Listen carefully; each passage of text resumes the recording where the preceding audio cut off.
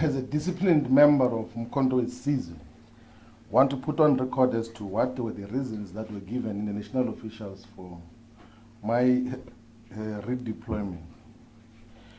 The reason given in the national officials for my redeployment or removal as Secretary General was that I want to overthrow President Zuma as the president of Mkhonto Sizwe. That is what was said. That all the work that we were doing as Secretary General of establishing structures and identifying leaders was meant ultimately at the removal of President Zuma as president of Mkhonto Sizwe. And as part of that reasoning, an extremely bizarre and fake intelligence report was produced, which was claimed to be a conversation between me and some people in the African continent, where it is alleged that despite raising money to remove President Zuma, I'm also accumulating supernatural powers to make people disappear. That is the reason why we got to, so we had to deal with superstitious issues as the basis of what happens, that there's apparently a head which I was going to be given to give to someone, and some people were going to die so that I can become president of Mkhonto Sizwe. That was the intelligence report, which were rejected with contempt and said that that is absolute rubbish, and said that if anyone claims to have my WhatsApp conversations, I can hand over my phone. I even offered in the meeting that take my phone and check not only the messages that you claim were about the removal of President Zuma, also check any other message about anything that I communicate as a leader of Mkhonto Sizwe. Because there's a principle which I always uphold, that there is nothing that I do privately that I cannot own up publicly. Nothing, including personal relations. There's nothing that I will ever do privately which we cannot own up publicly. And we accepted the redeployment to Parliament with those misgivings that we're going to make people disappear in order to take over the leadership of Mkhonto Sizwe. And in a subsequent meeting post that, another fake report was presented which claims to be WhatsApp conversations between me and someone else, where I'm reported to be saying that, yeah, I'm going to use Parliament now to take over the party. And I've got money from Stellenbosch who are going to take over the party through Parliament. They are taking me closer to where we're going to take power. And as a result, a decision was taken which was not yet communicated, that even this thing of Parliament must not happen. In fact, the former Secretary General, which is myself, must be expelled from the organization. A letter was written and was put in the briefcase of the president, who said that he's going to dispatch it as and when he feels like to discontinue my membership of Mkhonto Sizwe. Those are actual facts in terms of the reason. And where does this come from? So the president of Mkhonto Sizwe, whom I dearly and so deeply respect, is surrounded by political scoundrels who opportunistically use his kindness, sometimes gullibility that comes with age, to write down fake intelligence report to influence him towards wrong directions. And the reason they do that is because they want to steal money from Mkhonto Sizwe. And they are doing so now. Withdrawal of not less than 7 million rand every month from the organizational coffers. That is what divided, and that is what, and we're talking about this because we raised it internally, that stop what you are doing, because you're going to get the party deregistered as a political party, because there's no sound reason on what has been happening, and it's things that we can prove beyond any reasonable doubt, not because it's things that you can change, and it's things that you cannot fake.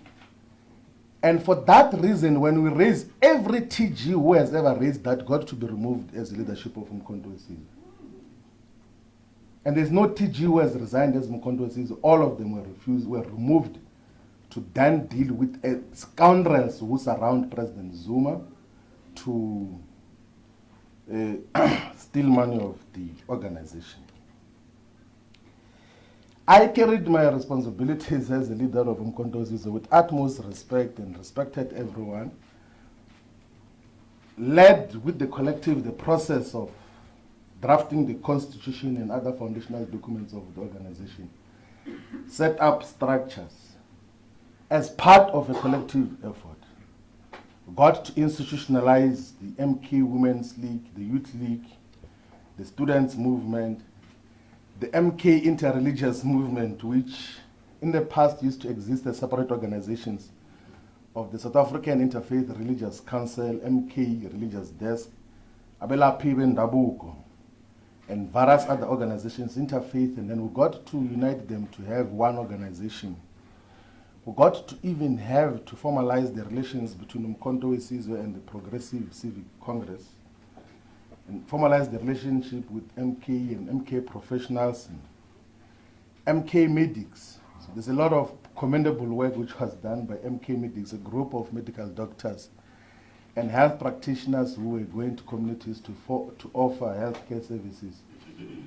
And in the process of doing that, every day, the political scoundrels work endlessly to speak negatively about the work that we're doing. I was saying, actually, I said it in the national officials meeting, because we can't hold that meeting in private, even when people are talking now, that in December 2024, there was a statement written to remove me as the Secretary General on the basis that I'm about to announce a political party with Tokyo Zihwale and Lindo Zisulu, whom I have never spoken to about anything. Draft statement and was even shared with me that remove him today because he is going to form a political party. And that is full-time work that is dedicated on everything that you do. When you sit down, it's a problem. When you stand up, it's a problem. When you go out, it's a problem. When you come in, it's a problem every day. Because those who surround him have got evil intentions in terms of what got to happen. I've got tremendous respect for President Zuma. I think that in the few close working relationships that we've got to maintain and work with now, I think I've learned more in the 6 months than I learned in the 10 years I was Deputy President of Mkhonto Wesizwe, of the EFF. I learned more as a member of Mkhonto Wesizwe than I learned as a Deputy President of the EFF. In terms of real politics and appreciation of both the domestic and the global politics, much more thoroughly in terms of the issues. And under no circumstances would I ever fault President Zuma and his politics. I joined Mkhonto Wesizwe because I thought that as part of the political historiography of South Africa, his politics and character should be protected and a legacy built around his proper politics, not the ones of gullibility and producing of fake intelligence report. Since the decision to remove ourselves as Secretary General took place, there have been a lot of ordinary South Africans from all corners of the country. There have been a lot of comrades who came from Mkhonto Wesizwe, from the ANC, from the EFF, to say, what then do we do moving forward? Because I did explain to them what were the developments